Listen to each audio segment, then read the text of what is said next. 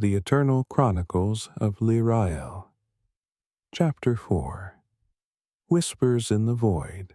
As Lirael, Darian, and Kaelin ventured deeper into the swirling void, the oppressive darkness seemed to press against their very souls.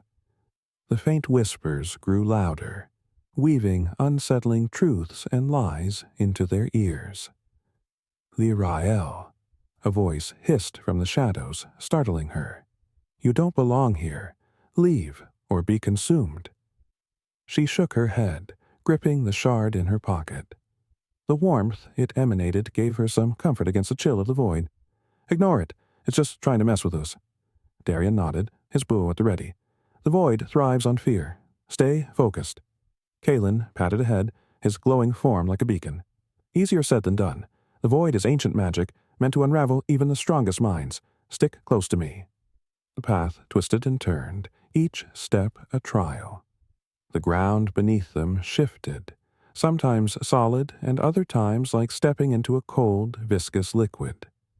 Shadows darted at the edges of their vision, and Lirael could swear she saw faces in the dark, faces of people from her past life. "Mom?" she whispered, halting as she saw a familiar figure emerge ahead. A woman with kind eyes and a soft smile stood just beyond the group, her hand outstretched. "Lirael, come home. This isn't real. None of this is real," the figure said, her voice a perfect imitation of her mother's. Lirael took a shaky step forward, tears welling in her eyes. It's you." Darian grabbed her arm, yanking her back. "No, it's a trick." The figure's face twisted, morphing into something monstrous. Its smile stretched unnaturally wide, and its eyes turned into hollow voids. "You can't escape, Lirael. You'll never escape." The creature lunged, but before it could reach her, a glowing arrow from Darian's bow pierced its chest. The illusion dissolved into a cloud of black smoke, leaving only the sound of mocking laughter. "Thanks," Lirael muttered, her hands shaking. "Stay on guard," Darian said, not taking his eyes off the shadows. "It'll only get worse from here."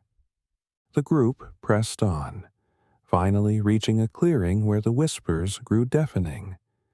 At the center of the void stood a stone altar, pulsing with dark energy.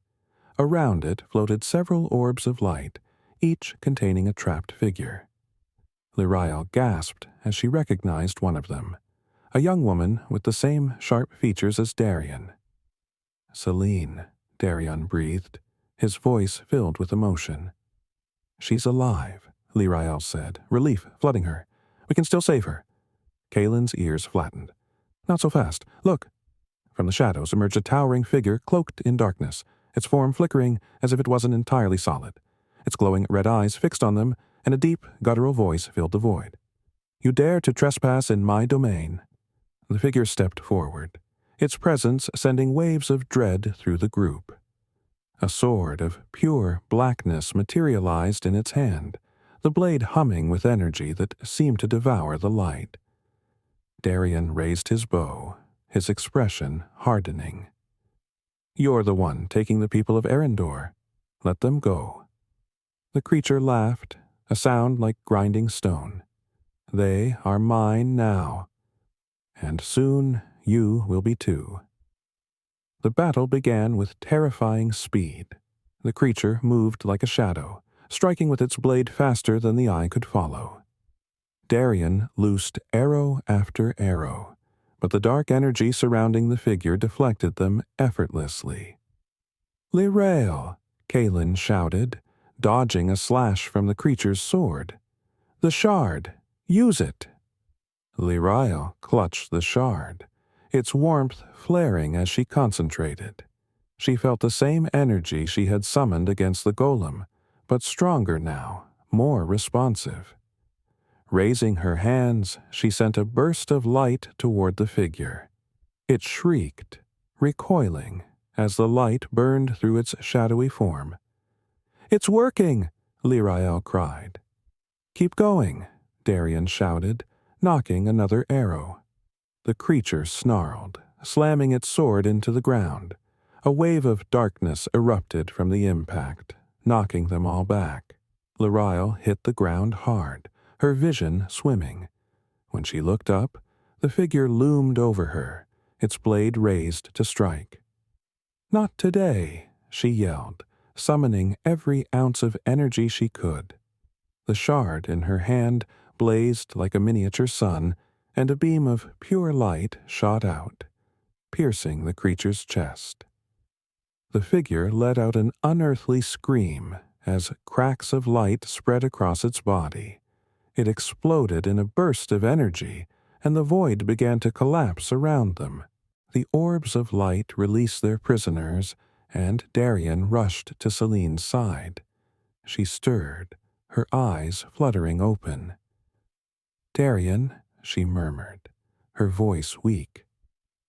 "I'm here," he said, his voice thick with emotion. "You're safe now." Lirael helped him support Celine as the group hurried back toward the gate. The void's collapse grew more violent with each step, the ground crumbling into nothingness. "Move," Kaelin barked, leading the way. "The gate's just ahead." They burst through the gate just as the void collapsed entirely, sealing itself behind them. The group tumbled onto the cobblestone streets of Arendor, breathing heavily. As dawn broke over the city, the streets buzzed with news of the missing citizens' return. Lirael stood with Kaelin, watching as Darian reunited with his sister. She felt a flicker of pride, knowing she had played a part in saving them. "You did well," Kaelin said, his tone uncharacteristically warm. Lirael glanced at him, a tired smile on her face. "I couldn't have done it alone." Kaelin's eyes gleamed with mischief. "You won't have to. Darian is bound to follow you now, whether he admits it or not." As if on cue, Darian approached, his expression unreadable. "The shard. It's powerful and dangerous. You're going to need someone to watch your back." Lirael raised an eyebrow. "And let me guess that someone is you." He smirked. "Looks like it." Kaelin chuckled. "Congratulations. You've made your first ally. Let's hope you keep him alive." Lirael rolled her eyes, but couldn't suppress her grin. The road ahead was uncertain, but for the first time she felt like she wasn't walking it alone.